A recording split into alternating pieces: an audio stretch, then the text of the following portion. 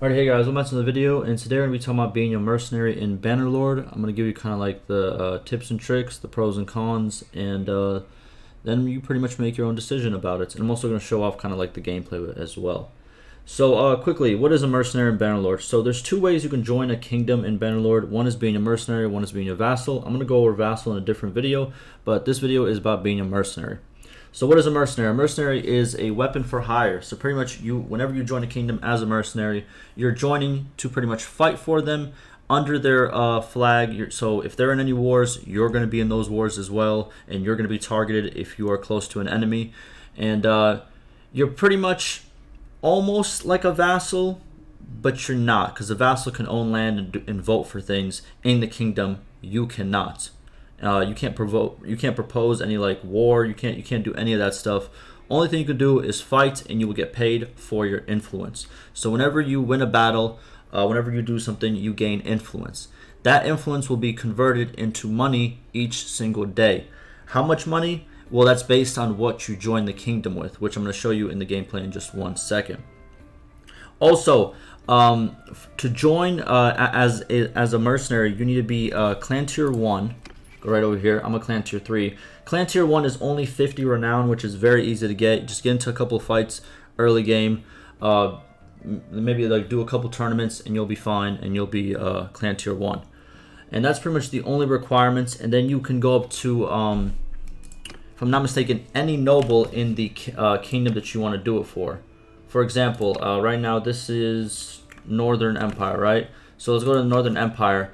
If you want to become a mercenary, you can actually go up to the leader. But if you can't find the leader, you can go up to any of these clan leaders as well. So, let's call it Lucan. You could go to him, which he's also the leader there. For this one, you go to Manteus. You can go pretty much all the leaders of each of the clan. You can go as a mercenary. For vassal, you have to go to the leader himself. But for a mercenary, it's much more relaxed, and you can go to any of them, and they pretty much have the same price. They will pay you. Also, with mercenary contracts, the prices do change, and if you just want to become a mercenary for the highest price, I suggest you go to every single kingdom and see what their prices are like to, get the best price. And also the prices change over time.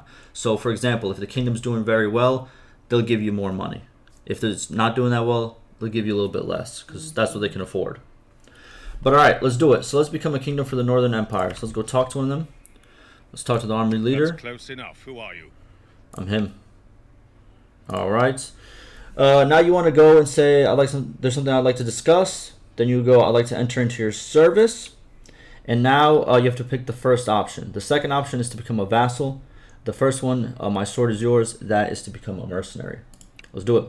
Now, he says that he will award me 200 gold for every group of enemies you vanquish, or for an equivalent deed. This pretty much means is he's going to give us 200 for every influence we give him. Okay? So, let's do it. It's actually pretty good. It's a very high amount. Let's do it. We're in the contract. You can count on me. Let's leave. Boom. Alright. Now, let's go make some money. So, now as we can see, we got our mercenary contract. So we have 5 influence. We just got it off bat. And now as you can see, we have plus 200. So it's taking 1 influence per day. Sometimes it goes above that if you have a lot of influence. So it tries to bring it down quicker. But as you can see, we have plus 200 right now because we have influence. And each day is going to drop by 1, as you can see right here. The mercenary contract, minus 1 influence per day, plus 200. So for every 1 influence that we lose, we gain 200 dinars.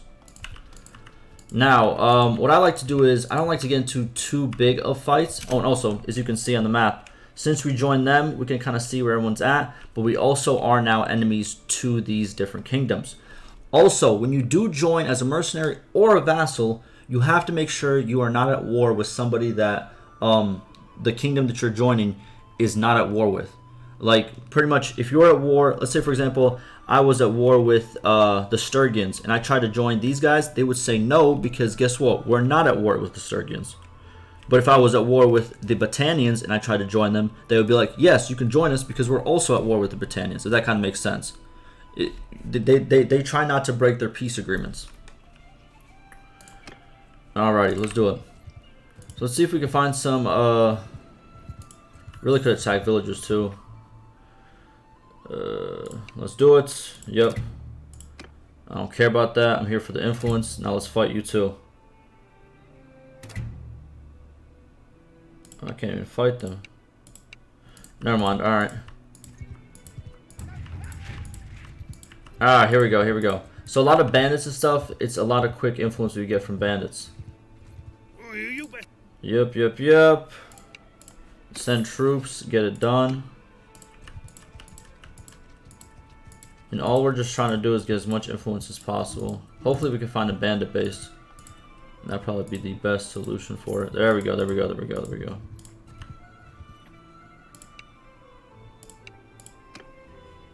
Send troops. Boom. There we go, we gained 2 influence from that fight. There we go. Alright. In early game, you might want to pick up the loot. I'm just showing off, but you know, showing off the gameplay of a mercenary. But yeah.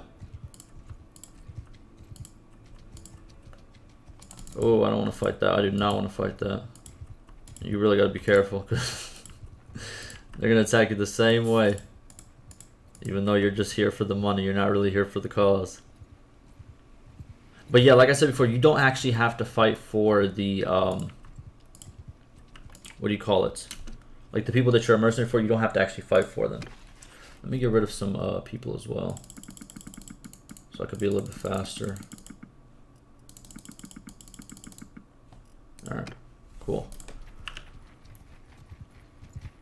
But it does help as well. You can get a lot of influence and, you know, a lot more loot if you do it that way. But you're going to lose a lot more people as well. Boom. More and more. Thank you, thank you. Now we're at 6. See, now as you can see, now that we're past the threshold of just like them taking 1 influence per day, now they're going to take 2 influence per day because we have a bunch of it. They're trying to get it down quicker. And we're going to get 400 per day. So as you can see, it really does add up. And now we're actually going to be in the positive now with our party wage. And your party wage will be a lot less than mine. My party wage is high because my troops are very high tier. But your troops early game are not going to be that high tier. Next, let's keep it going. Mess with us. Yep, yep, yep, yep, yep. I do mess with you. Let's keep it going. Alright. And this is all you're literally going to be doing. And it's like, it's the most efficient way, really, to do it.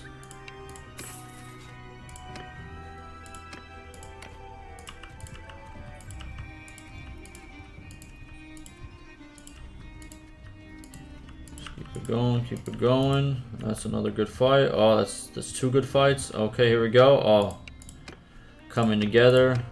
Very good. How much influence is that? 2.7 influence. Beautiful. Alright, let's see if we can hit the -3 threshold too. Oh, baby. I'm getting spoiled over here. Ooh, that 25 is kind of crazy. I ain't gonna lie to you. Oh my god, there's some crazy numbers here. I think I should still be good. Yeah, I'm still fine. 6.5 influence for that. Holy! Now we're at the -3 threshold. So now we're going to be getting plus... always take your loot, take your loot. There you go. I don't want to show up the wrong thing. As you can see, plus 600 now. So we're making pretty good, you know, money right now. Very, very good money. Let's do it. Send troops. Another 6.3. We're at 19 now. Now we're at -4 influence per day, which is going to be $800 or dinars per day. And as you can see, you're going to get so much loot. You know, you can pick up the prisoners, sell the prisoners as well. It's very, very good to make money early on. And as you can see, if you could find a lot of bandits just bunched up like this, because you see, I'm farming. I'm farming right now so hard, one after the other.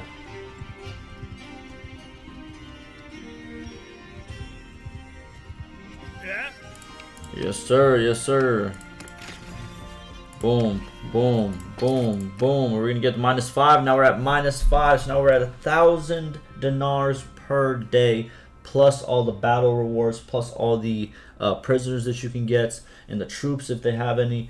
It's just very easy, very simple. And also, when you're done with this, unlike being a vassal, when you leave the kingdom, and you leave the kingdom by going to the kingdom tab, you actually don't get any negatives. Like no one really hates you for it. They understand you're just here for the money, and then you leave. So let's leave the kingdom. We're done. It was fun, even though you're gonna give me some more money. It's okay. You leave the kingdom, and as you can see, you've ended the mercenary contract, and now you're good. You know, you're no longer at war with those people because they understand that, oh, you're no longer part of the cause. And that pretty much does it. That's how to be a mercenary in Bannerlord. Hopefully, oh, they also yanked all my influence, which is that's tough. So before you end your contract, make sure you you know, make sure they pay you the whole amount and your influence is 0 anyways. But yeah, hopefully that was informative, and I'm gonna see you guys in the next one.